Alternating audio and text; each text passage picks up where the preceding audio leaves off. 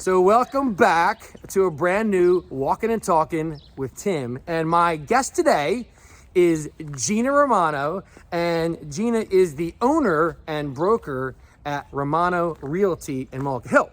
Yes. Correct, right? I Yes. got it all right. Yes, that would be me. Giddy up.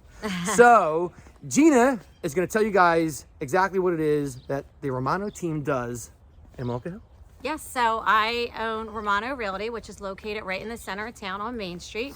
We are a residential boutique brokerage that does mostly selling houses. That's basically what we do. All right. So now that we know that, we're going to get right into you. Okay. So you are originally a Philly girl, right? Your family's from Philly. Yep, so my parents were born and raised in West Philadelphia. And we moved to a town called Fallcroft, which is out in Delaware County, most of my younging years. And then when I was in 5th grade, I moved to Runnymede, New Jersey.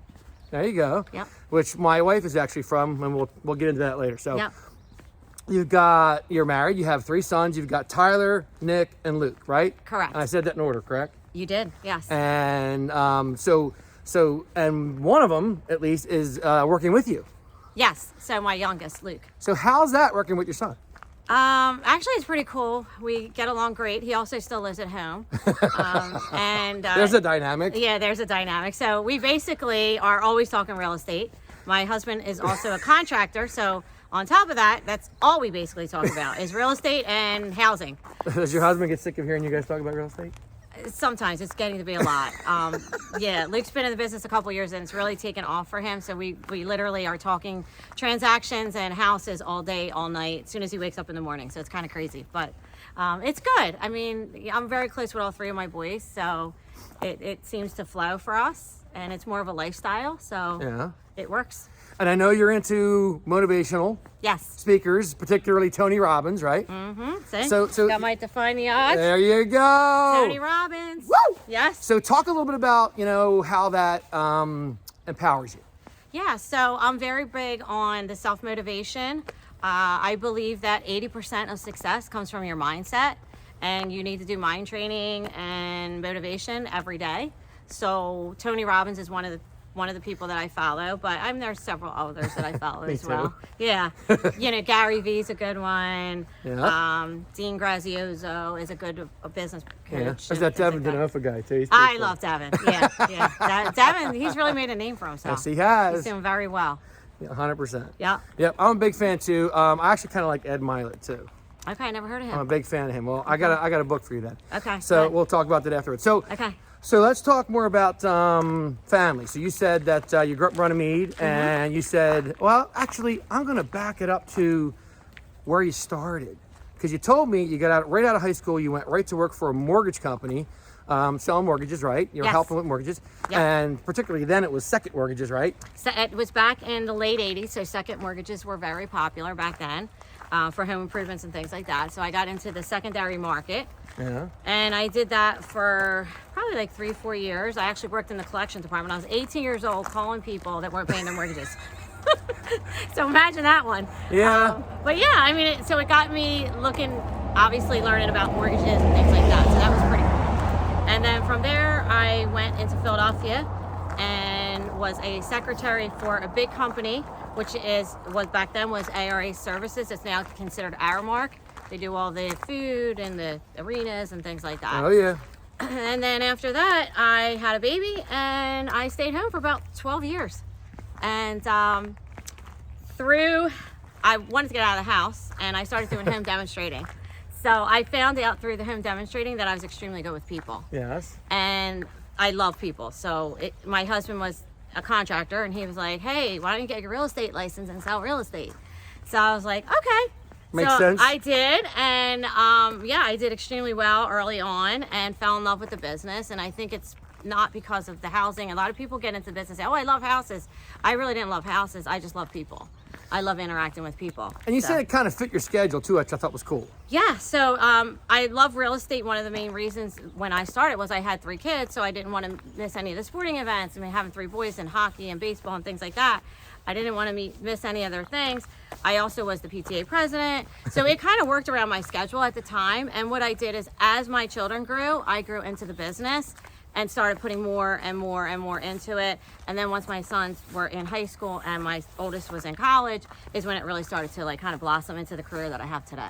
And speaking of that, Yes. let's talk about the culture. So one of the things I did when I was trying to get you to come on this show was send you a picture of your own billboard Yes. with your whole team, which I thought was really cool. Very Yep. cool thing to do. Yep. Very innovative. So talk about your team, your culture, and how you handle all that. Yeah, so because of the mindset training, I'm very big on energy.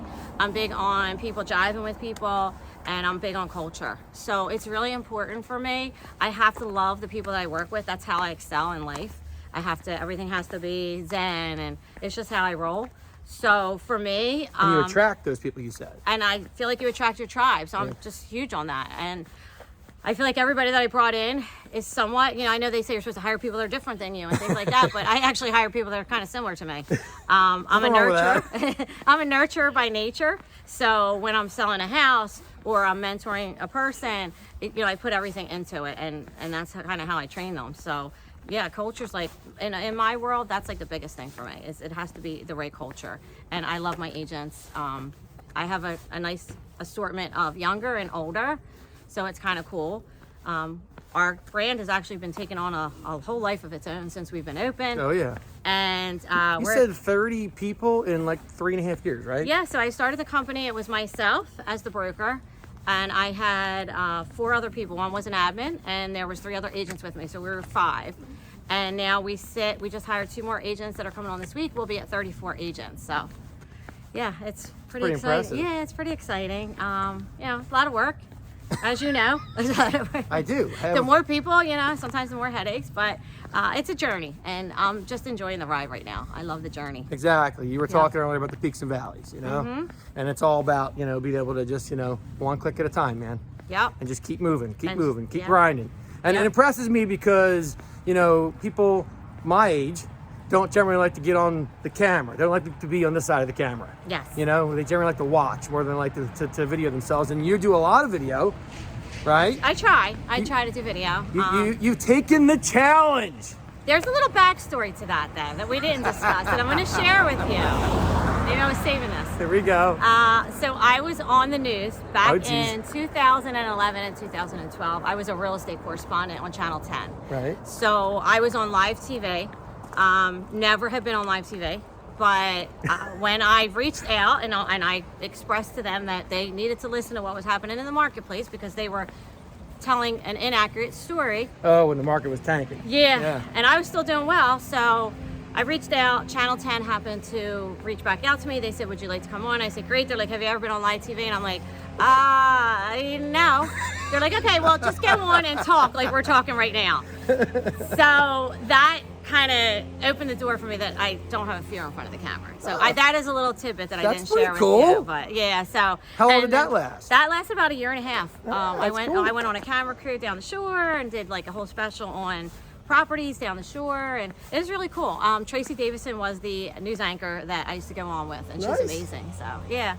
Well, Tracy, if you end up watching this, come on my show. Exactly, call me.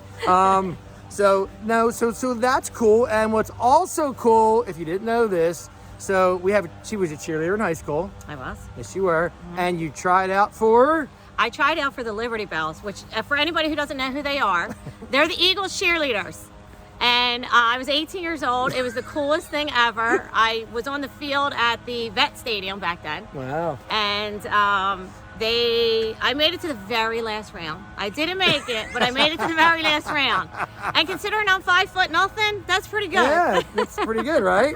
So I was pretty stoked about that. And Action News was there. They were taking filming, and I was actually on the, the dun, dun, dun, Oh, dun. yeah. I was actually one of the people that was on the front. So then Channel 10 wasn't your first one. See that? Yeah. Channel- That was another thing I didn't You're on share. Action News, you're on NBC. I mean, come on. Oh, yeah, what Just, are you going to do? TV personality, and you didn't know it, right? Yeah, right?